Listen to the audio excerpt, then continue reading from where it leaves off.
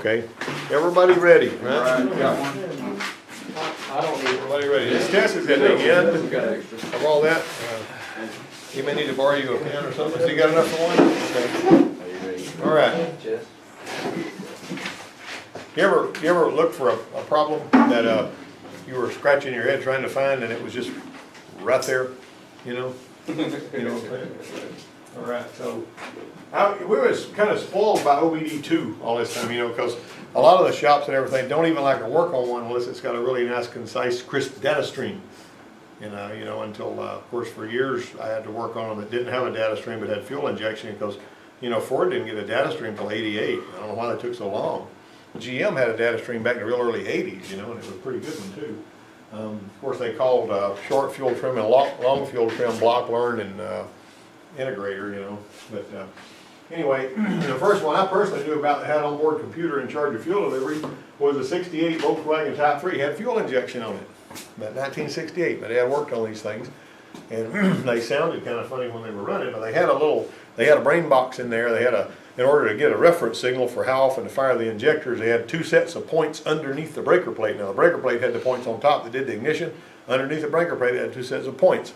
And it used those two sets of points to decide how often to fire the injectors and everything. Of course, they kind of, you know, they didn't fire sequentially back in those days. But you could buy just about anything that you needed to take care of this Bosch fuel injection engine controller from Radio Shack, because about all the parts were there, you know. It's pretty neat, you know, except for the circuit board and all. Dad worked on one of these. Now, before this, in '67, they had carburetors on them. And had two carburetors on them, you know, one on each side. And this is a little pancake, and that's a little Type 3 Volkswagen. Did you see those over in Germany? Is that an American model? I've never seen that. Yeah, it's a Type 3 they call it. Type 1 was the Bug, Type 2 was the Bus, Type 3 was this, Type 4 was the 411, 412, and it went up from there, okay? And this is kind of what it looked like. You see these right here? These odd-looking parts with odd-looking names. Temperature sensor, that's not too bad. Cold start valve. Now, why would you need a cold start valve on a fuel injection system? Because this one didn't double pulse the injectors. It had a different injector that would squirt a little bit of oil, or would squirt a bit of gas in there when you were spinning it over. Auxiliary air regulator, what the heck was that about? That gave you your fast idles. And it had a little bimetal thing in it. When it warmed up, it would close a little port and the idle would come down. There's your injectors, pressure regulator, so you had a fuel pressure regulator. And my dad used to grumble because he had so much fuel pressure and they still used rubber hoses. They'd bust them hoses sometimes to spray fuel everywhere. Your throttle valve housing. You notice that in Germany they like to use in those days these cloth and rubber hoses right here and all that. You got a thermal time switch, cold start valve. You go on for a while. I talked about that a minute ago. And there's your throttle valve return spring. It's a little plenum chamber right here. And so it's just a strange kind of fuel injection they used to have. Well, fuel doesn't burn efficiently unless it's atomized into as perfect a cloud as possible. When they first started working with gasoline engines, they would just drip the fuel in there and let the air try to atomize as good as it could. Then they went to the carburetors, and the carburetor would atomize it a little better, but the droplets were still pretty big. And then they went to fuel injection that was going right behind the valve, and the droplets got smaller, and it got where cleaner burn, better flame propagation, less hydrocarbons coming out the back, because you want all the fuel to be able to be used. And the littler the drops, the better combustion you got, and the more efficient it is. Now the direct injection, the GDI, the droplets on that are so teeny tiny. I've got in there somewhere the actual size of the droplets as compared to regular fuel injection. You'll be amazed how much tinier those droplets are. The higher the pressure, the smaller the droplets. You got it? That's why GDI's got such high pressure. They want the droplets to be really small. Okay, so your primary atomization, jet would break into liquid ligaments and blobs. Secondary, large blobs make small droplets, and then final size distribution. You know, that's just a little scientific thing right there. Well, Donnie says he's got this van that he's working on. This van's beating me up, kicking me around, working on a high mileage 90 model Ford van and eat his lunch and his supper for about a week. He's working on other cars and it's kind of on the back burner. Every now and then he'd work on it some more. And he was just really troubled by this thing. Because it was, when you first crank it up, it'd puff out a bunch of black smoke and he could figure it out. Okay, so it runs really rich when you first start it, makes the black smoke till it warms up. It had data stream, I could do a lot more with it. He said, I'm not getting anything from diagnostic trouble codes, and I really don't know what to do with this thing. Of course, it's not easy to check it anyway because it's a van and everything's crammed under there, really hard to get to. And it was in that limbo around 1990 where it might or might not have data stream. You know, some of them had it, some of them didn't. You know, the '89 Bronco doesn't have data stream, but the Escort does. but in some of them, they have it. So my general rule of thumb is, if a 90 model Ford vehicle has an E4OD transmission or mass airflow, it has a data stream. So they had to retype the algorithms, they went and added data stream to it. An exception to that would be Mustang, because Mustang got math in 1989, but it didn't get data stream until 94. So even all the way up through 93, Mustang didn't have data stream. Well, think about that. So in 94, when the body style changed and it got curvy, it wound up with data stream. Unless it had a 5.0. You see where I'm going with that? All right. I looked at the OBD2 connector, and if you look at that OBD2 connector, the old OBD1 connector up under there, and you see wires in those two cavities, it's got data stream. Now, I had sort of picked up on that. If I was looking at one when I was working at the dealership, and I was basically doing it on a visit over there whenever I helped him with this, when I turned that connector around, I saw those 2 extra wires, I'd know it had data stream just by default. If it's had those extra wires, I just know it, because they wouldn't put the wires there if it didn't on those.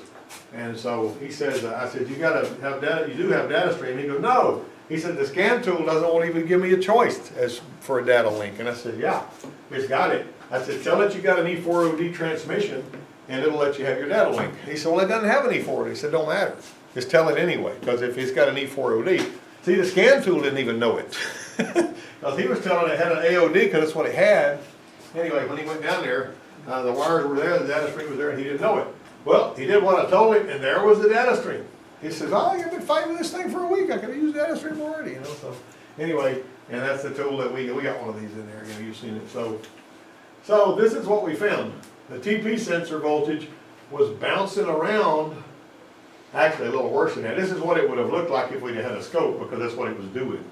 Instead of staying nice and flat, it was wiggling around up this way. And so it should have held steady near 1 volt as you're moving the throttle, and it was reacting to this movement of that throttle position sensor voltage, because the throttle position sensor wore out, and it was just bouncing around in the first vibration when you started the vehicle. Extra injector squirts because it thought you needed accelerator pump, you know, operation. And so it was making it puff out all this black smoke. It took the throttle body off, put a TP sensor on it, and he was good to go, and that thing was out the door. You know, tickle pink. All right. So anyway, see how tricky that would have been to find. You'd have to know what to back probe. That thing wasn't throwing a code. Why? It was an in-range failure. We talked about those before, right? Got that? If it stays in a certain range, it's not going to throw a code. If it wobbles outside that range, it will. But you got to know how this system works if you're going to fix anything. If we didn't know that a floating TP signal would cause rich running, we might have overlooked the cause of concern. We might have overlooked it. Right? Now this was an in-range failure. Diagnostic trouble didn't work. You need to understand how and why fuel injection does the things that it does. If you don't, then you'll just throw parts at it like everybody else, and you won't be able to fix the dadgum thing. All right, here's another Camry adventure. OBD1, no data stream. Now, some of the earlier Asian vehicles would have the engine controller under the seat. And to get the codes out of it, you'd have to go under there with a screwdriver and turn a little screw in the side of the controller and have your face down there in the right place. You'd have to watch these lights blink and get your codes. That was the most ridiculous thing I think I'd ever seen. Now this one here actually did have data stream, but we couldn't get the scan tool we were using to even connect to the data stream. Okay, so it had and we had just fixed this 89 Maxima for this same guy with this no idle problem. This one here had 225,000 miles on it, and so the car looked like it right there in our shop. You can see it there. And so the concern had never happened when he was driving. He said, I never seen it do it, but my daughter, when she's driving it, it just quits. It fails to start several times a day. No matter who's driving, if it quits and doesn't start, that's no fun. You know, like I hear you doing this, after it's going boom, beside the road over there. All right, so we're using the OTC Genesis, that tool right there, and it was supposed to talk to it, and we had the necessary adapter, but it wouldn't talk. The old rice burner wouldn't do anything. So a scan tool is only as good as the network to which it's connected. If the scan tool won't talk, you're just pretty well sunk, unless you know how to go another route.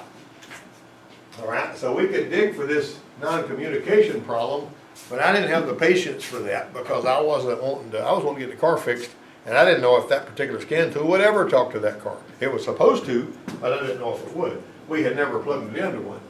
So we could attack it the old-fashioned way. We're going to try to win the fight on this one. That's what it looks like. You know, you might look at it, it's the same as that motor we got out there on the stand, right? All right, so I'd worked on Fords for years with that because I'd back probed the sensors to gather voltages.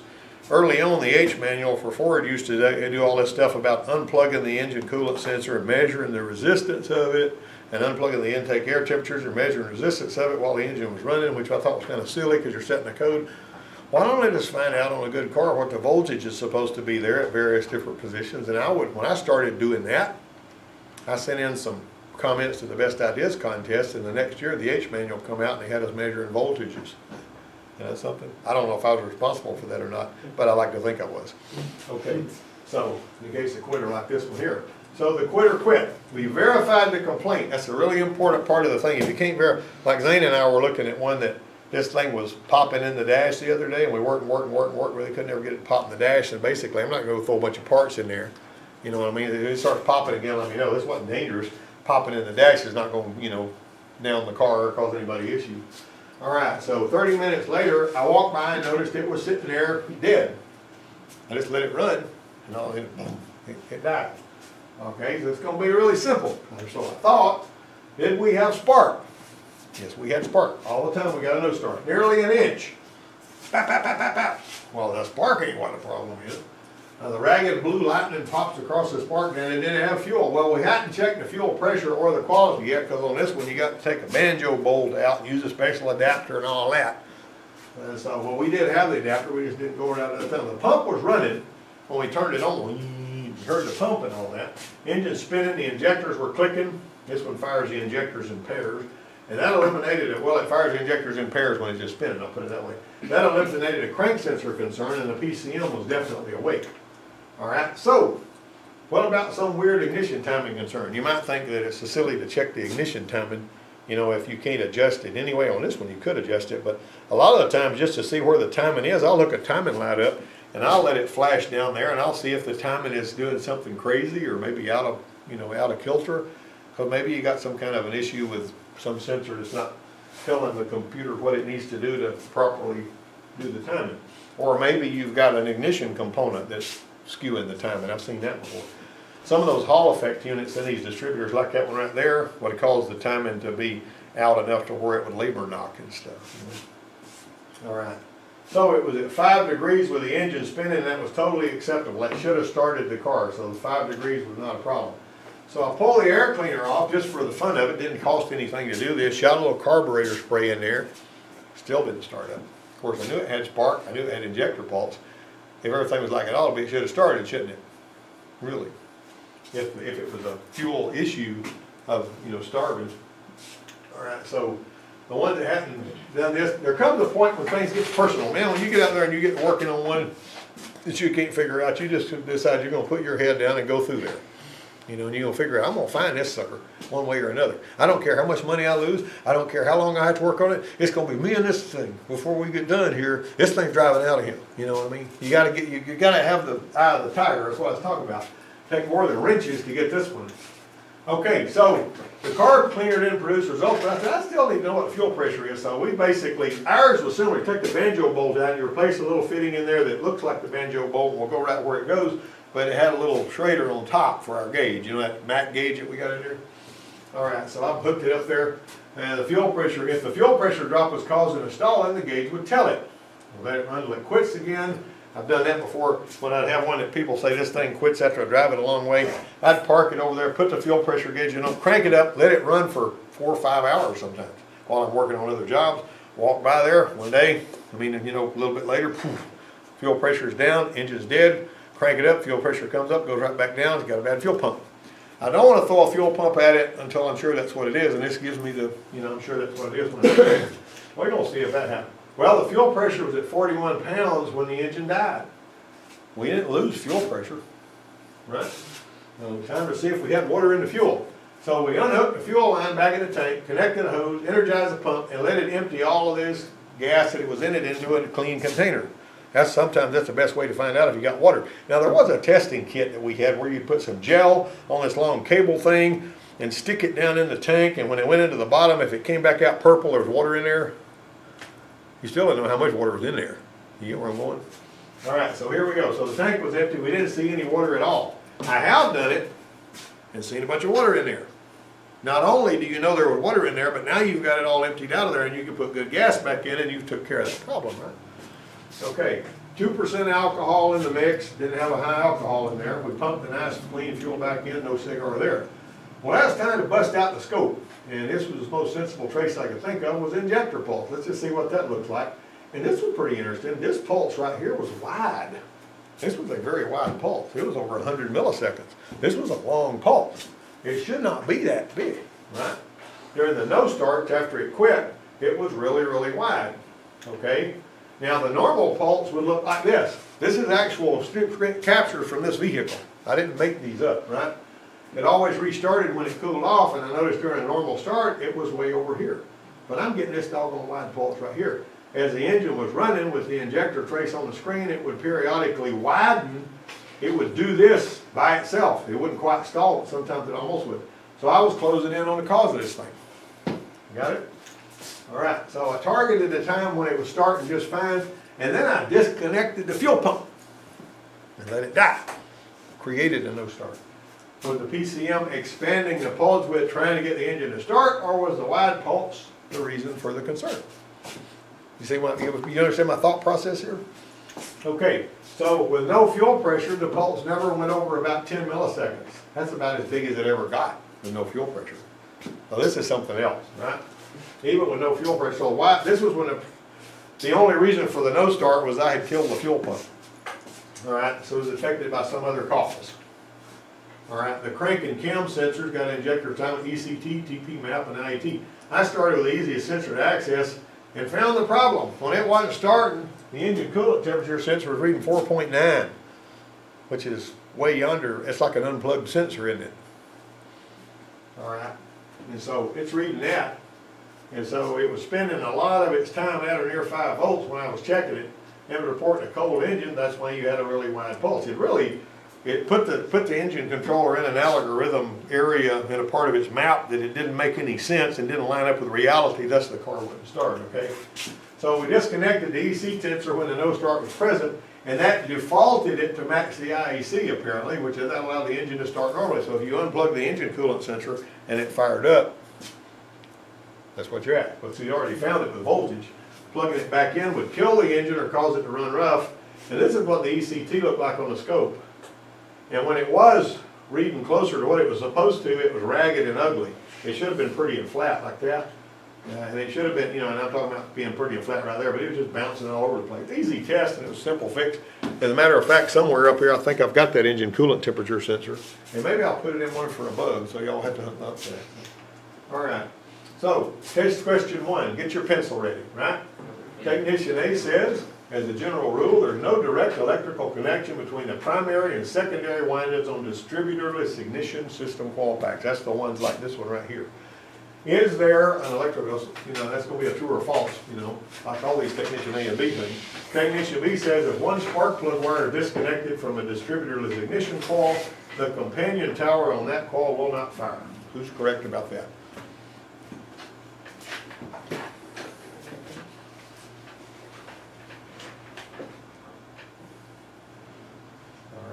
We're moving along pretty fast here. Consider this an ASE test practice, right? Which of the following reasons for a cylinder misfire is least likely to raise hydrocarbon emissions? And these are hydrocarbon emissions in case you didn't know about it. Which of the following reasons for a cylinder misfire is least likely to raise hydrocarbon emissions? Fouled spark plug, shorted plug wire, stuck open injector, or low fuel pressure?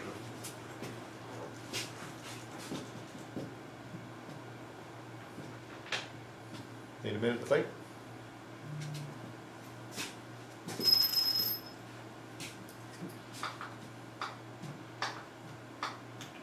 That's question 3. On the 4-liter straight 6 engine, when cylinder number 1 is on its compression stroke, cylinder number 6 is on what? I could have made that question a lot harder.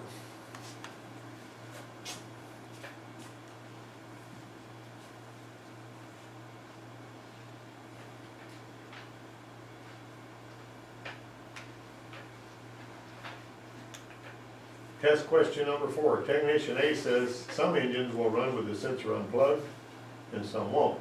And we're talking cam sensor now. I should have put that in the question. Technician B says the crank sensor always produces an analog rather than a digital signal.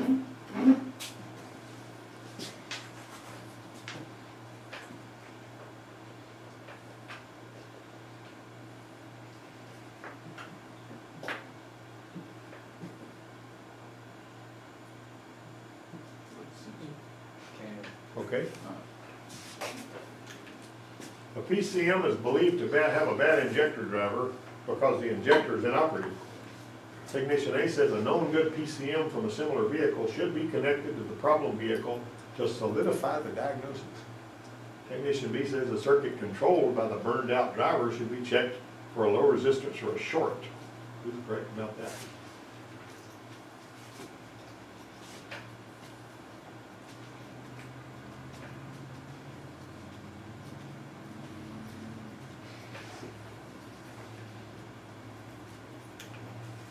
Technician A says there's no reason to check the ignition timing on an engine with no timing adjustment.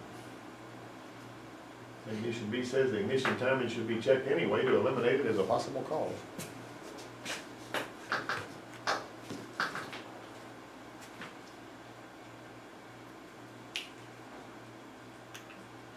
Engine vacuum reads 13 inches at a no-load idle on a 318 Dodge pickup. Engine with a distributor. The engine starts a little hard and runs somewhat sluggish, but doesn't smoke. The ignition timing has been properly adjusted and the cylinders have an average compression of 130 psi with very little variation between cylinders. Technician A says the retarded valve timing due to a stretched timing chain may be the problem. Technician B says the timing chain stretch can be checked without removing the timing code.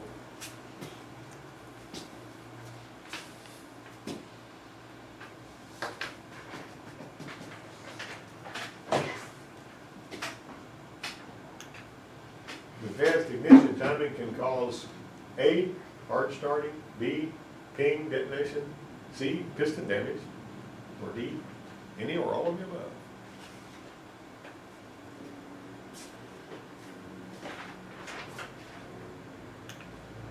Test question 9. Which of the following is least likely to cause poor fuel economy? Low fuel pressure, late ignition timing, running boards, a luggage rack, and a bug shield, or an electrical accessory mounted too near the PCM.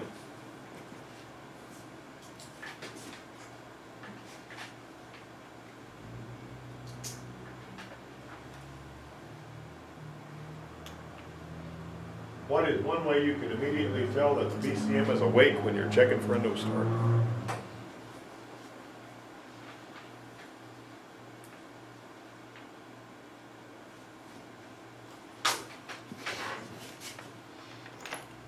All right, trade papers when you get through with your answer.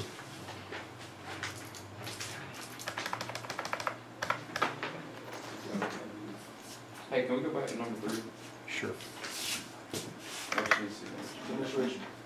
Basically, on that Camry, the engine coolant temperature was telling the Engine coolant sensor was bad, and it was making it put so much fuel in there that it just absolutely couldn't. And when I added more fuel with the carburetor spray, it wasn't helping because there was already too much in there. See? All right. All right. Let's see how we do on this. What y'all put for this one? Somebody sing. What's up? C. A. All right. Very good. Which one is it? It's the right answer. A? A is the right answer. Well, there's 2 answers said, Yeah, that's fine. it's-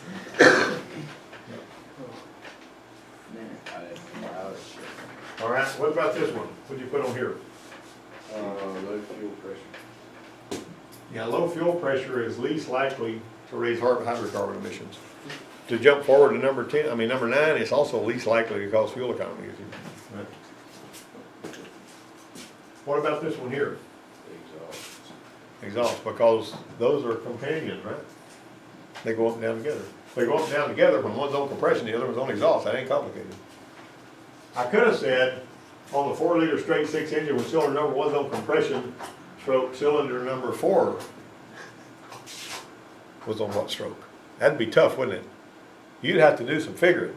What would you have to know to figure out where cylinder 4 was when cylinder 1 was on? You'd have to know the firing order, yeah. And you have to do some serious thinking about that one. All right. Technician A says some engines will run with this cam sensor, I should have put cam sensor unplugged, and some won't. Technician B says the crank sensor always produces an analog rather than a digital signal. Either. Actually, some engines will run with a cam sensor unplugged. You can, on that Taurus, the Ranger, any of these Fords, you can unplug the cam sensor, in that vintage of car, and it won't cause anything except a PO 340 code. It'll crank and run just fine. Now, may affect your fuel economy. You may have, if it's not adjusted right, some rolling idle issues. But on a Nissan V6 with 2 cam sensors, if one of those cam sensors is bad, it'll start hard. On an Altima, you can unplug the cam sensor and it may start and it may not. What was that one we had in here with that problem? Didn't we have one do that? That was Rachel's car, yeah. Rachel's car, yeah, Rachel's car was, that was a, Kia. yeah, the Kia, that's what it was. And it was busted and it wouldn't start, we had to fix all that. Poor old Justin, every time he works and works and works and works on somebody's car and he gets it all straightened out, they sell it. Have you noticed that? Oh, what was that? Now, on that one, basically the answer on that one, let me make sure I'm backing up and telling you the truth. Question number 4, this is, anytime you see the word always, it's a red flag. Yeah. So this is not true. This is true. Hey. So this is gonna be an A, yeah. Because some of them, you can unplug the cam sensor and they'll run. I've seen Rachel's car, right? PCM is believed that, but the thing about it is you better know whether it will or not. You know what I mean? On the one you're working on, you don't assume anything because you don't know if the cam sensor can cause a no start or not on every vehicle. And like I say, on some of them on the Altimas, you can unplug it and it may start and it may not. That's the whole thing. PCM believed to have a bad injector driver because the injector is inoperative. Would you put a known good PCM on there without checking that circuit? Not a good idea. Not a good idea. And so the circuit control technician B is the right one on this one. Technician A says there's no reason to check the ignition timing on ignition with no timing. I talked about that in my little speech here. B says ignition timing should be checked anyway to eliminate it as a possible cause. I would look at it just to see what it was doing, because you never know. Engine vacuum reads 13 inches at no load idle on a 318 Dodge pickup. How's that sound to you? No load, it ain't in gear, cranked up, sitting there idling, you're reading 13 inches. Late valve time, or late ignition time, or valve time. Yeah, late ignition or valve time, but we're just talking about valve time here. This guy said, well, we got stretched timing chain may be the problem. How would you find out if the timing chain was stretched on this engine, without? I was thinking you can look at the push rods, if you turn however many degrees you can turn the crankshaft before anything moves, you can tell it that way. Let's go easier than that. Let's pull the distributor cap off. And let's turn it the direction it runs until we get to 0. And then let's watch it while we're turning it backwards a little bit and see when it starts to move, and you'll know how many degrees of stretch you got. You got more than about 12, 13 degrees, you got some issues there, right? That's the way we used to do that, when we're working on things right there. And I've seen a Dodge truck that was running really lousy because of real bad timing chain stretch. It was 318 like that. Advanced ignition timing can cause what? Any of that stuff. I tell you something else it can cause too. Even if it's not pinging on some of them, if the ignition time is advanced, it'll make it buck and jump going down the road, make it feel strange. And it's something 3.8 liters in them Tauruses are really aggravating to check the timing on. And this one guy that I was working with said he had checked the timing on one because he didn't want to fool with it. Because you'd have to hold a big mirror down there and shoot the timing light out of the mirror to see the dadgum timing marks. And he didn't want to fool with that. And he worked on it for about a half a day, and I kept asking, man, you check the timing on it? Oh, well, the timing's fine, When he finally checked it, it was way out, and that was all the problem was. He checked it to start with, he'd been better off. Which of the following is least likely to cause poor fuel economy? I already told you the answer to that one, that's the low fuel pressure. What's one way you can immediately tell the PCM's awake? When you hear the fuel pump. If you hear the fuel pump, you know it's awake. Okay, Just stick the top. who made the best grade on that one?